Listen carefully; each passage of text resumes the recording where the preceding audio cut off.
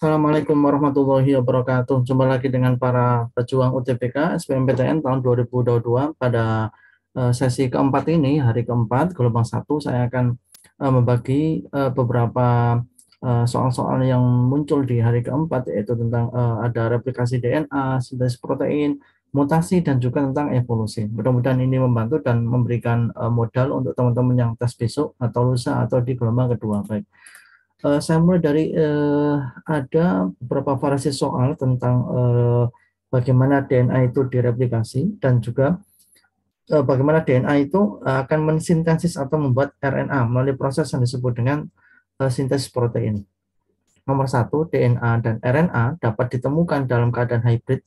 Keadaan hybrid itu berarti berada bersama-sama ya pada saat proses apakah elongasi, replikasi, translasi, dan transkripsi.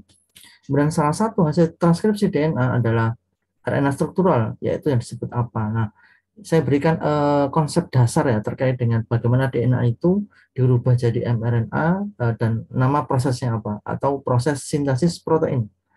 Kita mulai dari ini adalah rantai DNA, punya dua rantai ya, atau double helix. Ya, cirinya adalah ada gen ini gen warna biru, kuning, hijau. Proses DNA untuk bisa jadi RNA atau bisa jadi protein atau bagaimana gen ini diterjemahkan itu melalui tiga proses. Yang pertama adalah kita sebut dengan transkripsi, yaitu proses pembentukan mRNA atau messenger RNA atau kodon dari DNA template. Saya contohkan, ini saya ambil satu utas ya, yang warna biru. Nah, ini adalah DNA template. Apa jadi DNA template? Itu punya kode 35. Jadi saya ulangi, karena DNA itu adalah double helix, dua pita. Kita hanya butuh satu pita saja. Mana pita yang dipakai itu pita template. Nah, hati-hati salah menggunakan pita, maka nanti salah akan menerjemahkan mRNA. Nah, pita template itu cirinya ada kode 3 aksen, 5 aksen, dari 3 ke 5. Jadi dari kiri itu 3, kanannya 5. Nah, ingat kita sedang membuat mRNA. Ini DNA template sudah ada, kita akan bikin mRNA. Aturannya adalah yang warna hitam ini adalah kode DNA. Jadi kode DNA A itu akan berpasangan dengan U pada mRNA, G berpasangan dengan C berpasangan dengan G, dan T berpasangan dengan A. Sehingga kalau kita punya urutan apa itu bahasa nitrogen ini A, C, dan seterusnya sampai T, maka mRNA-nya melalui transkripsi menghasilkan mRNA ini adalah UGG karena A bersama dengan U, C ketemu G, kemudian G ketemu C, dan T ketemu A. Sesuai dengan rumus ini ya. Dan kalau ini di atas yang kiri ada 3, maka yang bawah harus kebalikannya 5 aksen. Maka kita akan mendapatkan urutan pita mRNA atau yang kita sebut dengan, kalau ini kita klasifikasi 33 kode itu kodon. Fase berikutnya, kodon ini atau pita mRNA harus diterjemahkan menjadi asam amino yang kita sebut dengan proses translasi atau penerjemahan. Proses penyusunan asam amino sesuai kode kodon atau kode 3 huruf ya pada mRNA. Jadi 3 huruf ini punya satu arti, 3 huruf punya satu arti yang sudah ada tabelnya, tidak perlu dihafal karena nanti disajikan di soal biasanya. Jadi ini kita translasi ya, menghasilkan protein, yaitu urutan-urutan asam amino. Jadi UGG ini jadi triptofan, kemudian UU jadi fenil, GGC jadi glisin, dan seterusnya. Nah, semakin panjang ke sini maka nanti akan mengalami fase yang ketiga, yaitu elongasi, yaitu proses pembanyakan rantai asam amino. Jadi melalui 3 tahap ya, transkripsi, translasi, elongasi. Sekarang kita kembali ke soal. DNA dan RNA itu ada bersama-sama ya, hibrid itu bersama-sama. Apakah dalam tahap elongasi? Elongasi itu pemanjangan, adanya hanya asam amino, sudah nggak ada mRNA, sudah nggak ada DNA, jadi pasti ini salah. Yang kedua, replikasi. Replikasi itu penggandaan DNA, jadi adanya DNA saja, nggak ada RNA, karena ini hanya mengganda DNA. Translasi ini kan penerjemahan. Translasi itu berarti apa itu melibatkan rantai mRNA dan asam amino. Jadi ini ada. Nah, yang keempat ini ada transkripsi. Transkripsi itu pembentukan mRNA dari DNA. Jadi ada unsur DNA, ada unsur RNA. Jadi yang paling tepat nomor satu ini adalah transkripsinya, transkripsi. Nah, otomatis yang kedua akan terjawab. Salah satu hasil transkripsi DNA adalah RNA struktural yang disebut dengan pasti ya mRNA. Hasil transkripsi menghasilkan mRNA. Hasil transkripsi itu pembentukan mRNA. Baik, dua nomor ini kalau bisa kita tangkap konsepnya, maka sangat mudah sekali untuk dijawab. Next. Nah, ini variasi berikutnya. Urutan basa nitrogen mRNA hasil transkripsi menggunakan cetakan untai tunggal DNA komplement. Hati-hati, di sini saya meraih DNA komplement dari ini adalah untai DNA, tapi dia disediakan DNA komplement. Padahal untuk membuat transkripsi atau membuat mRNA itu yang dibutuhkan adalah DNA template. Maka dari sini ada dua tahap dulu. Ini pasangan tadi ya, aturan berpasangannya. Jadi langkah pertama membuat DNA template dari DNA komplement. Ini DNA komplement TGC AA TGG gitu ya. DNA komplement kita buat pasangannya yang kita sebut dengan DNA template. Nah, namanya ACG T dengan A, G dengan C gitu ya. Kenapa T dengan A, ya, kenapa A dengan T bukan dengan U? Karena ini masih membuat DNA. Kalau membuat mRNA baru A pasangannya U. DNA template-nya ketemu, langkah kedua itu membuat mRNA dari DNA template. Jadi kita sudah punya DNA template, kita pindah ke sini ACG, TTA, CC, maka kemudian kita bikin mRNA-nya. Jadi A ketemu U, C ketemu G, GC, dan seterusnya sampai C ketemu G. Jadi UGC, AAU, GG. Nah, nomor D, UGC, AAU, GG. Ada cara cepat sebenarnya, yaitu dari untai DNA komplement ini tinggal T diganti U. Nah, mengerti T dengan menjadi U sudah jadi. UGC, UGC, AAU, GG. Nah, sudah jadi. Ini cara cepatnya ya. Tapi ini konsepnya. Kalau cara cepat nggak ngerti konsep ya malah tambah bingung gitu ya. Jadi yang penting kalau sudah pegang konsep nanti pakai cara cepat bisa. Jadi syarat kalau DNA-nya yang disediakan itu bukan DNA template, tapi DNA komplement, maka langsung T diganti dengan U. Baik. Nomor berikutnya urutan DNA adalah, nah ini pasti DNA template karena dimulai dari 3 aksen. Nah, ini kita diminta menguji manakah pernyataan yang benar dan salah. Kita punya rantai ini ya, TAC, CCC, saya pindahkan ke sini, GGG, ATC ya, dari 3 ke 5. Kira-kira kita cek ya, kalau ini hasil replikasi ya, replikasi itu berarti membuat duplikat DNA-nya, pasangannya ya, TA, AT, CG, dan seterusnya. Ini adalah urutan DNA replikasi. Kemudian transkripsinya itu kita dari sini ya, T ketemu A ketemu U, C ketemu G, dan seterusnya. Ini kita cek hasil transkripsi 5 AUG, GGG, CCC, wah betul ya. Jadi ini betul.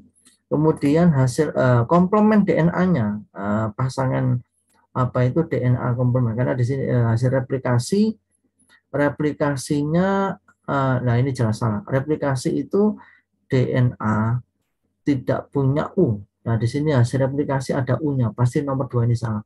Jadi tadi yang 1 sudah betul, kemudian yang 3 kita cek komplement DNA-nya 5 ATG, GGG, CCC, TAG. Betul sekali ya. Jadi jawabannya 1 dan 3. Nomor 4 jelas salah karena urutan tRNA itu harusnya tidak UAC dan nanti bisa diuji sendiri ya. Jadi yang paling tepat adalah 1 dan 3. Next, ini variasi berikutnya. Urutan DNA adalah, nah ini pasti bukan DNA template tapi komplement. Nah, saya uraikan ke sini. Kalau kita klasifikasikan, ini ada 1, 2, 3, 4 kodon. 3 huruf ini adalah 1 kodon namanya. Nah, nanti bakalan akan menghasilkan berapa asam amino kalau kita punya 4 kodon. Berarti 3 huruf itu 1 kodon, 1 kodon itu 1 asam amino, sama dengan 1 antikodon. Jadi kalau kita punya 4 kodon, berarti nanti jumlah asam amino ini harusnya 4. Jadi 1 ini salah. Antikodonnya 4 betul. Kemudian adanya start kodon ATG. Start kodon itu, ya ini saya coret dulu ya, nomor 2 sudah betul. Kodon start itu pasti AUG, tidak ada ATG. Jadi nomor 3 salah. Hasil transkripsi adalah AUG, UU, CCC, UAG. Nah ini nanti bisa diuji, hasil transkripsi sudah benar ya. Jadi tinggal mengubah T menjadi U. Nah ini sudah ketemu, jadi jawabannya 2 dan 3. Yang nomor berikutnya, ujung 5 dan 3 pada untai polinukleotida merujuk pada posisi atom C dan apa? Nah, saya buka gambar. Ini adalah gambar struktur DNA. Ini perhatikan ada 5 aksen yang atas ya, ini 3 aksen. merujuk kemana? Perhatikan ini. Nah, ini ada nomornya. Ini adalah gula pentosa, ada atom C nomor 1, 2, 3, 4, 5-nya ke atas. Nah, 5 aksen ini adalah karena angka 5 ini mengikat fosfat, sedangkan angka 3 ini mengikat gugus hidroksil. Jadi sebenarnya atom C itu mengikat gugus hidroksil OH. Nah, ini nomor 3. Sorry, yang di bawah ini ya. Jadi ini ada 1, 2, 3. Nah, ini mengikat gugus hidroksil di atom C nomor 3. Saya ulangi, ini atom C nomor 1, 2, 3 mengikat gugus hidroksil di atom C nomor 3. Jadi jawabannya adalah C. Ujung 5 dan 3 pada untai warna itu merujuk pada posisi atom C5 dan gugus hidroksil di atom C nomor 3. Baik, berikutnya tentang mutasi. Karena mengalami mutasi, kromosom mengalami perubahan seperti pada gambar di bawah ini. Nah, jenis tersebut adalah, saya berikan penjelasan, adisi itu penambahan basa nitrogen, delese itu pemutusan atau pengurangan bisa basa nitrogen, bisa kromosom, translokasi itu kromosom pindah lokasi, inversi itu kromosom mengalami perubahan urutan, dan duplikasi kromosom mengalami penambahan. Saya berikan ilustrasi gambar lebih jelas. Perhatikan yang paling kiri dulu. Nah, ini terjadi delesi, pengurangan, pemotongan, C, D, E, F ini hilang. Yang kedua ini translokasi, bagaimana terjadi pindah lokasi ya. Jadi yang warna hijau pindah lokasi ke warna biru dan nempel, gitu ya. Kalau duplikasi itu terjadi duplikat ya, pengkopian. Jadi ini A, B, C, D, E, F ini dikopi di atasnya sama persis A, B, C, D, E. Gitu ya, jadi terjadi duplikasi. Kalau inversi itu putus terus berubah urutan. Jadi yang semula A, B, C, D, E, F, G, H ini kemudian berputar sehingga urutannya berubah menjadi A, B, F, E, D, C, G, H. Jadi terjadi perubahan urutan. Nah, ini macam-macam mutasi. Dari gambar ini kelihatan sini A, B, C, D, E, F, G menjadi A, B, L, M, N ini terjadi pertukaran ya. Jadi L, M, N ini punyanya bawah pindah ke atas, kemudian ini D, E, F, G punyanya atas pindah ke bawah. Jadi ini yang paling tepat adalah translokasi, pindah lokasi. Next, radiasi sinar gamma yang berenergi tinggi dapat menyebabkan terjadinya mutasi pada molekul DNA dengan cara. Nah, saya berikan penjelasannya. Radiasi sinar gamma itu dia mampu merusak jaringan makhluk hidup dengan cara ini, mengoksidasi gula dalam DNA sehingga rangkaian nukleotidanya itu akan putus. Saya berikan ilustrasi gambar DNA. Masih ingat ikatan nukleotida, yaitu ikatan atau gabungan antara fosfat, gula pentosa dan basa nitrogen. Bagaimana ini putus? Maka tidak lain adalah ikatan antar bisa fosfat dengan gula diputus atau gula dengan basa nitrogen diputus. Lah, di sini ada ikatan glikosida, ada ikatan fosfodiester. Nah, mana dari pilihan jawaban ini? Maka saya pilih D, pemutusan ikatan fosfodiester. Kalau ikatan fosfodiesternya putus, berarti fosfatnya putus. Kalau fosfatnya putus, berarti nukleotidanya itu putus. Karena nukleotida itu harus mengandung 3 unsur, fosfat, gula pentosa, dan basa nitrogen. Sehingga saya milih jawaban yang tepat adalah D. Baik, next. Ini tentang basic konsep tentang evolusi. Jadi evolusi itu, terutama teori Darwin itu ini hanya 2. Satu, spesies hidup di masa sekarang itu dari makhluk hidup masa lampau, dan 2, evolusi itu karena proses seleksi alam. Jadi jawabannya adalah makhluk hidup berubah bentuk karena seleksi dan adaptasi lingkungan. Inti dari teori Darwin itu. Kalau tidak ada nomor 1 berarti pilih nomor 2. Jadi jawabannya adalah E. Urutan peristiwa evolusi. Ini saya berikan apa itu kesimpulannya. Jadi pertama harus ada mutasi. Gara-gara ada mutasi itu frekuensi gen mutan itu melimpah di populasi. Kemudian organisme mutan itu berkembang biak menghasilkan keturunan. Dari situlah munculnya jenis baru. Sehingga urutannya adalah 1, 2, 4, 3 ya. 1, 2, 4, 3. Baik.